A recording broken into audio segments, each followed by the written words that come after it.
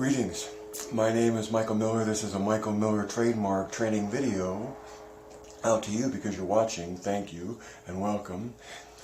Are you out there, Christy? You still hanging in there? These broadcasts are meant for Michael Miller Pilates licensed affiliates, licensed presenters, the Core New Core, and anyone interested in surviving and thriving as a Pilates instructor or student and human being.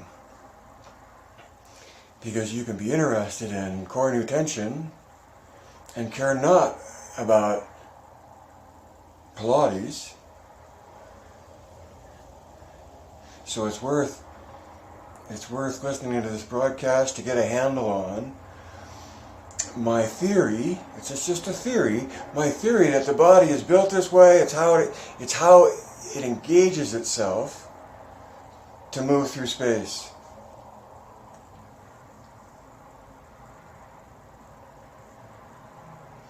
I don't think anybody wants to believe that could possibly be accurate and factual.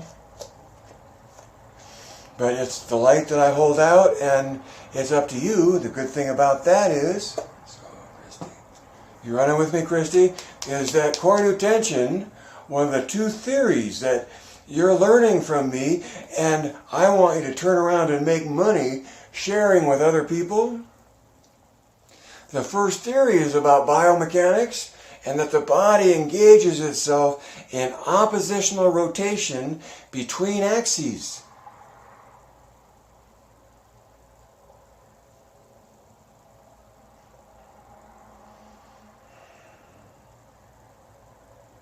My mind is racing off into demonstrating and being physical because it's so easy to show how a rotational dynamic between ears and shoulders exists. And it may be a while before you make them, can get them to line up in a gravity field, standing up straight, because of what gravity has done over the years. But knowing, all right, visual, let's be visual. And let's not complicate the matter. So let's just show this part of it.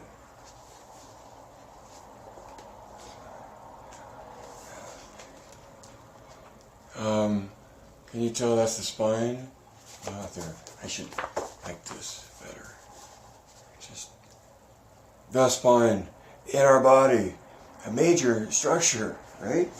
Perhaps the major structure.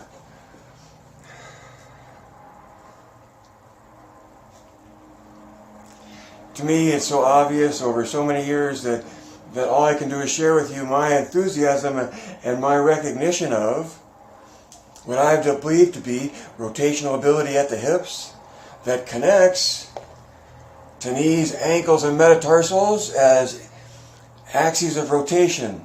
And the ends of those axes would be endpoints. The end of an axis is called an endpoint.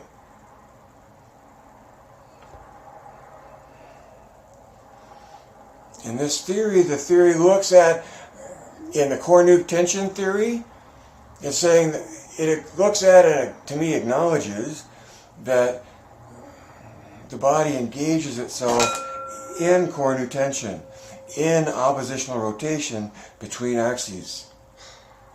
And to ignore that or not acknowledge that puts you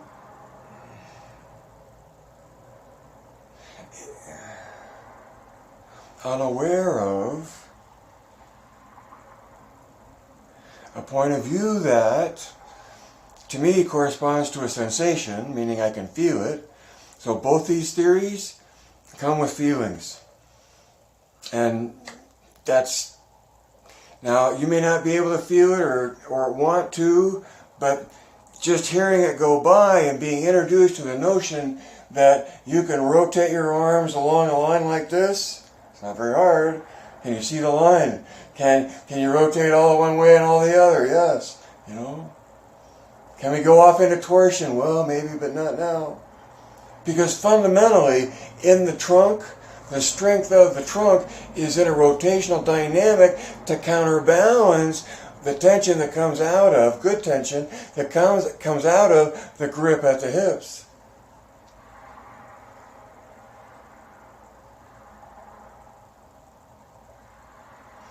A grip at the hips is great, but when you introduce oppositional grips to achieve tension, right?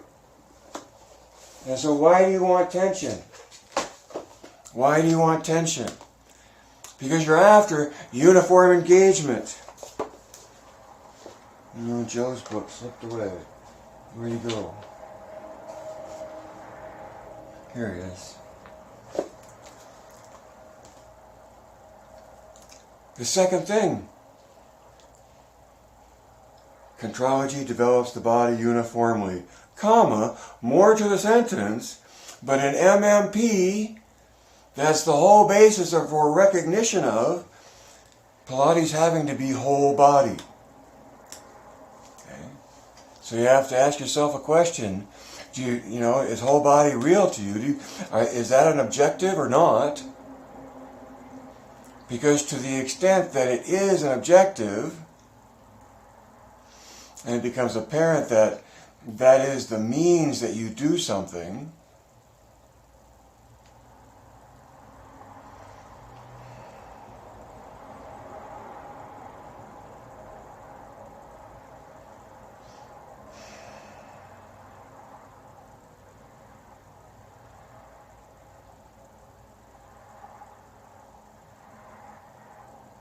the more I tried to capture that thought and thought that it would come back around and it would surface, somehow the stone just kept falling down through the sinkhole in the cave and never heard a thing. Tension. All right, so, Christy, the target of Pilates is control. Okay? When you're trying to weigh issues and what's important and what's not important, a lot of it, I look through a glass of, or a sense of priority in terms of control. Because that's what Joe named his method. And that to me has served me well in terms of trying to deal with the vast spectrum of issues you can bring up and have different opinions about.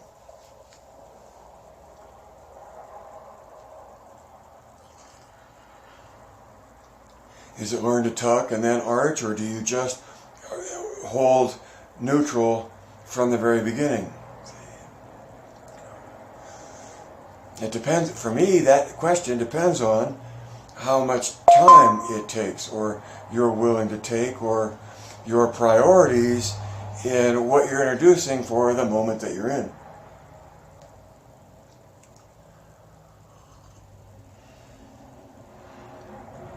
The MMP point of view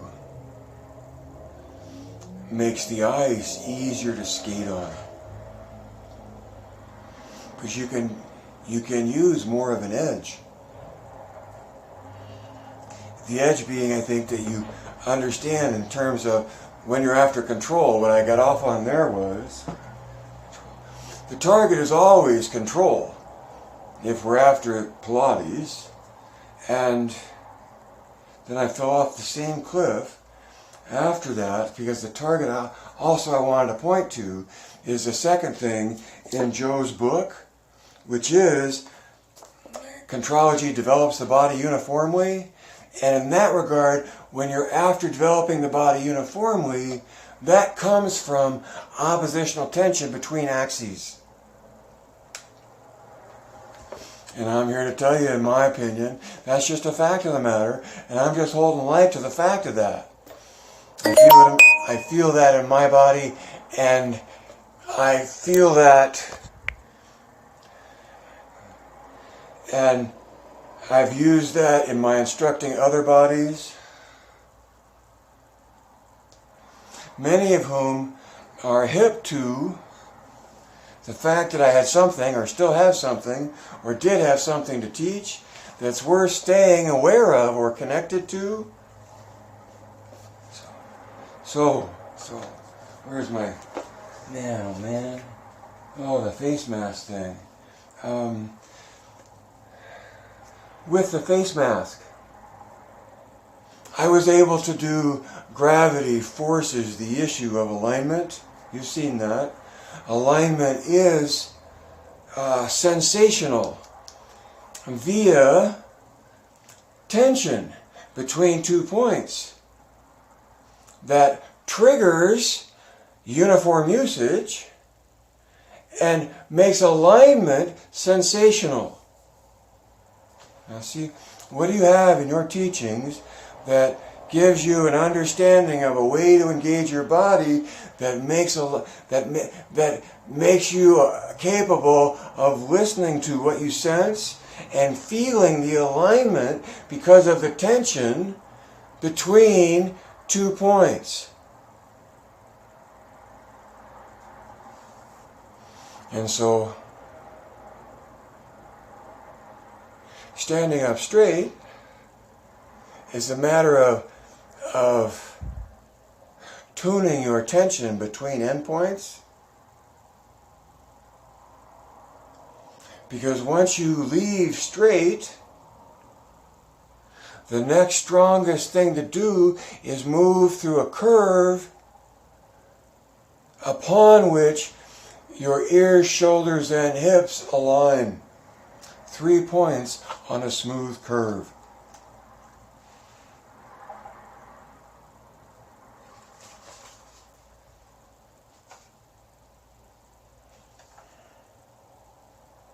So, the masks, that's where I was. And how much you can say with sign language, it's like, okay, you're teaching Pilates, and now you may be wearing a mask. Then all the more important to enhance your communication skills through your gestures, and adding the Michael Miller Pilates set of gestures to help you communicate, especially the point of view of MMP.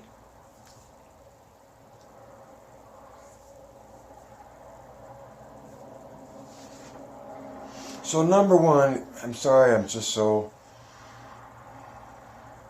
on a roll in so many different areas. You can go to my website, michaelmillerpilates.com, and look for the sign language that's out there, for one, and pick up some episodes past where I'm in a maroon shirt and necklaces and unshaven and signing. So much fun.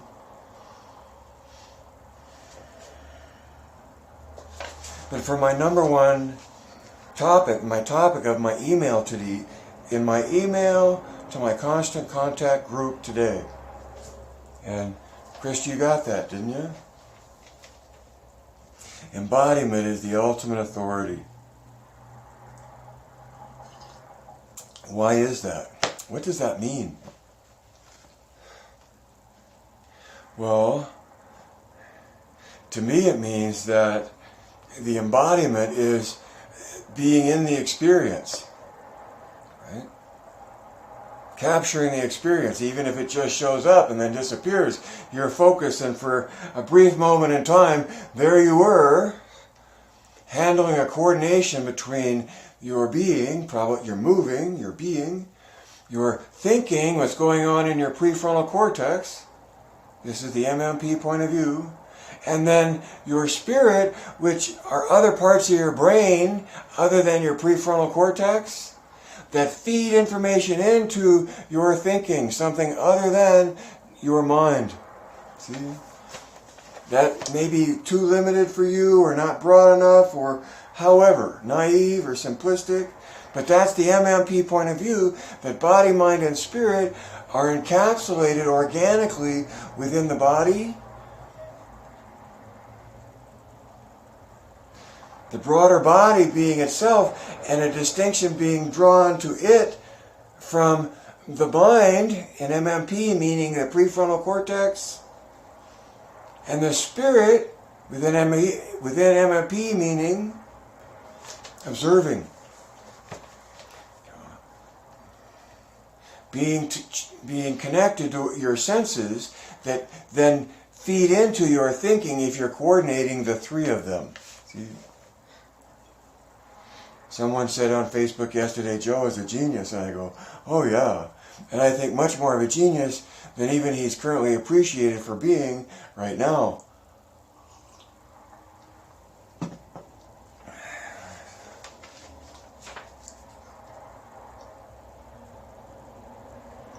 Embodiment is the ultimate authority because it's the achievement of the experience that MMP claims Pilates to be, or just uses as its definition of what Pilates is.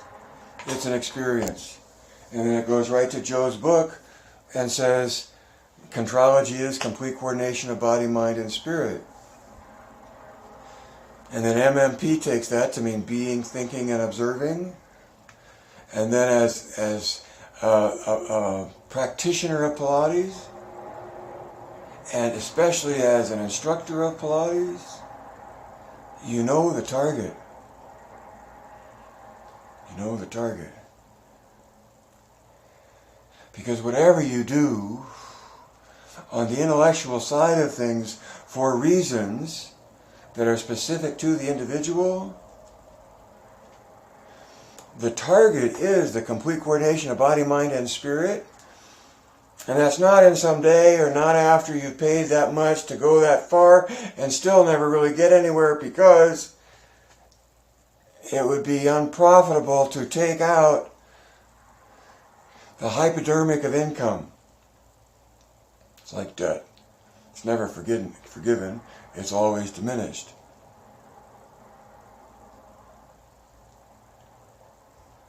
Joe's message is complete into and of itself, and it acknowledges the capacities in a human being that you seek to coordinate while doing the choreography, while moving. And of course the moving is choreographed, right?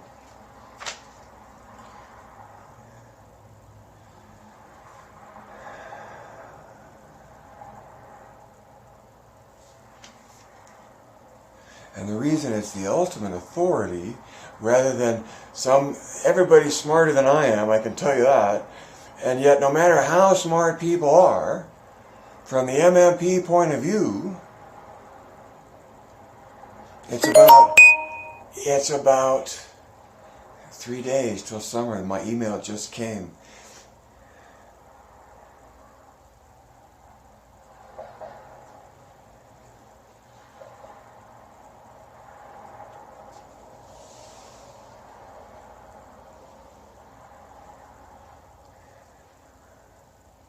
My railroad track, or the direction of my thinking, seems very easily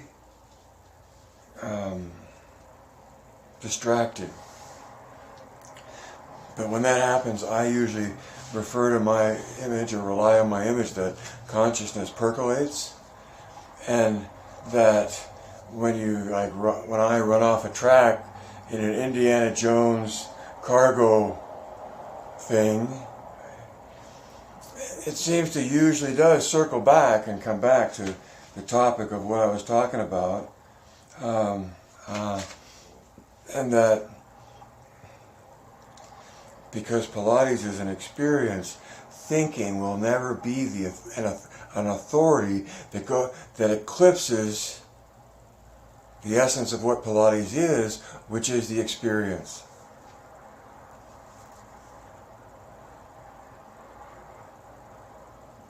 So to the extent that you're able to engage in the experience and deliver the experience, to me it has more to gain from and offer on both sides of that.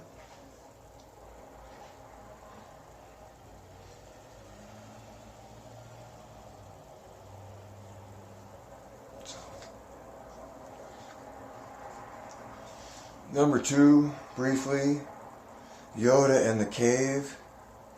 Yoda and the cave.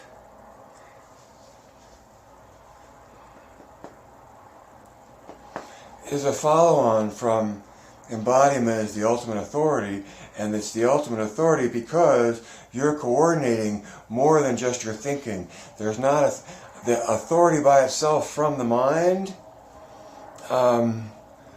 only has its limitations because it only plays a third of a part in achieving the experience.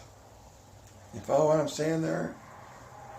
The mind thinking doesn't take up all the air in the room. It isn't the total authority to Pilates because it exists as part of a capacity, part of one of three capacities within the human being that you seek to coordinate in the performance of your movement.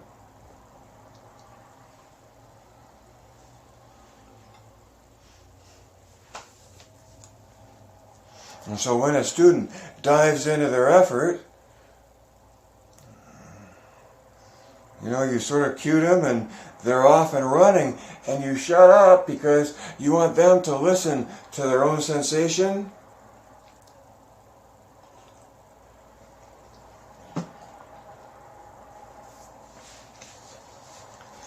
You're Yoda sending your student into the cave of their own experience so that they can seek to coordinate their own thinking, being, and observing.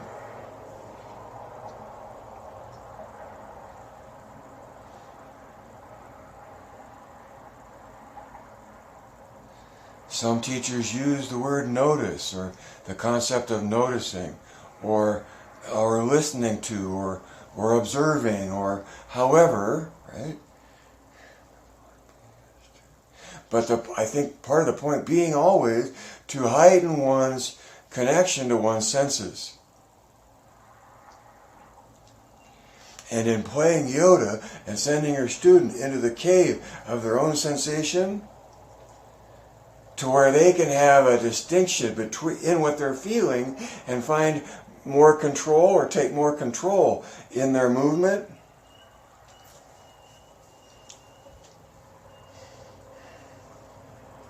That's Pilates. And so when a person goes in there and they come back out of it, the bubble pops and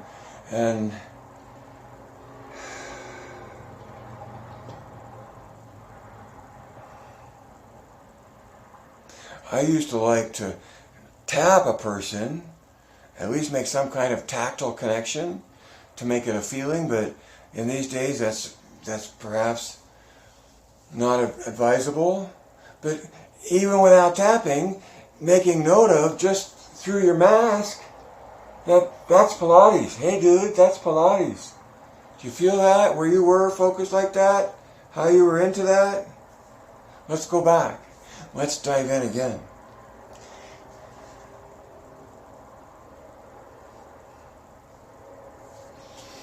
In leaving, I'd say that knowing everything you know, knowing about coordinated attention and knowing about the MMP point of view, all that knowledge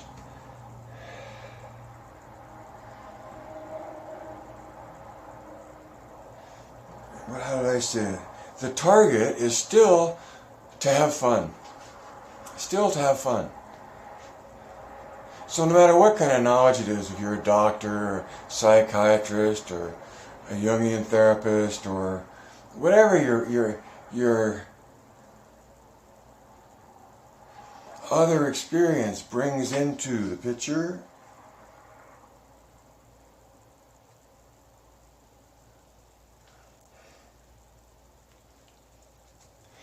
if I'm not having fun, I know that I'm not going to show up on a regular basis. That's what matters in terms of teaching over a long stint, like a decade. And then if I don't have fun, I'm not coming back. And most certainly, if your students don't have fun, they're not coming back.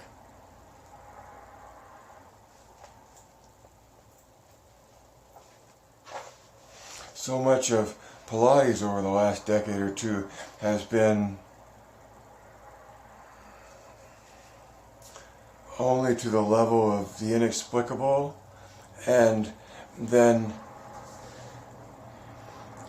the look for evading boredom expands out into other modalities and blending in and all that.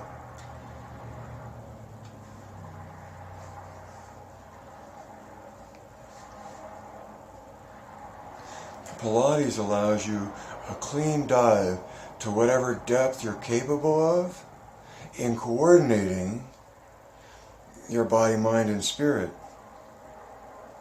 In training Joe's method, doing the mat.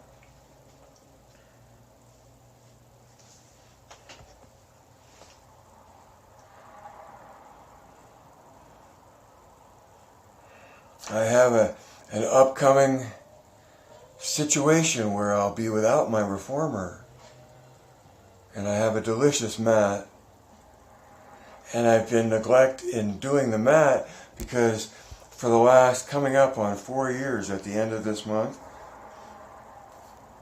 I've been in a routine of intermediate reformer, taking notes, intermediate reformer, and then coming here to broadcast with you. That may change to doing the mat, and then coming here to broadcast to you.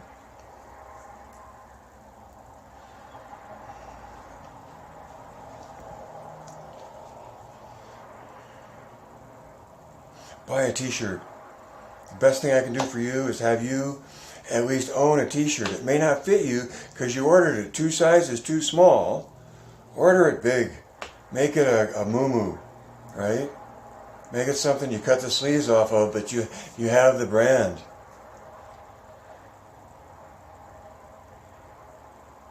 And in having that, right, you wear the brand on the outside, lends credibility to the notion that you might also be wearing it on the inside. Core and attention. Right? So, life can't live forever. Read between the lines, see behind the curtain.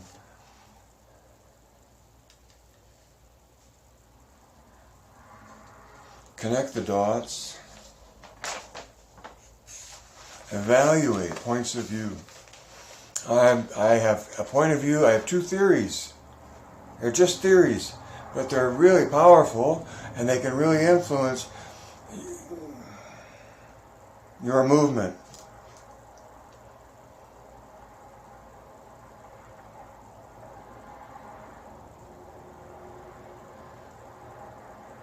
Point of view.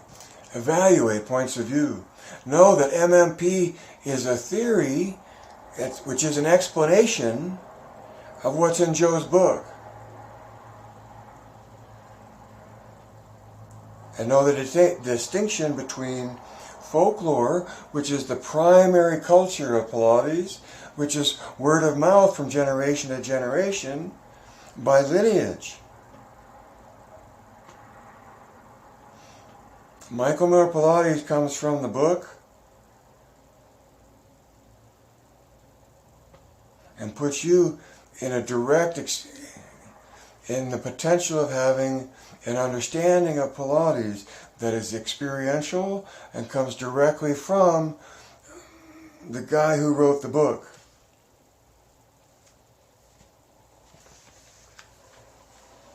Once you evaluate perspectives, know how to make an offer. So much money for so much time. Offer ends by this time, right?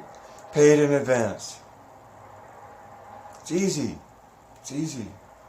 Know those terms, right? I'll do it for $10 for an hour.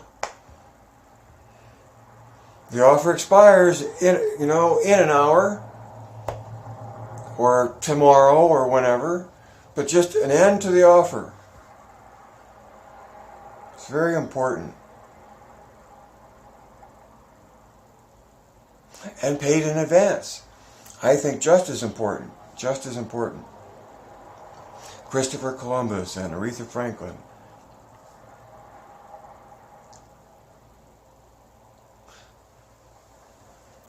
Because if you want to survive as a Pilates instructor and not just be considered a representative of what everybody else is a representative of, or only be representing what you are as an individual,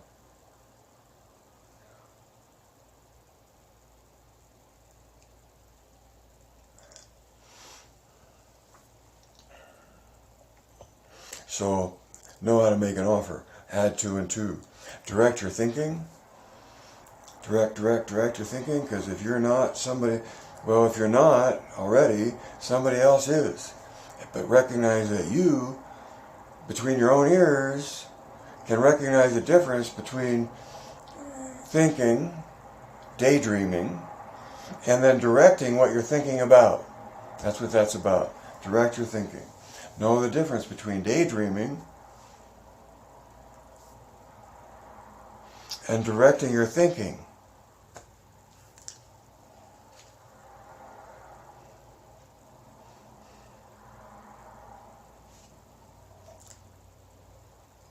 Geist.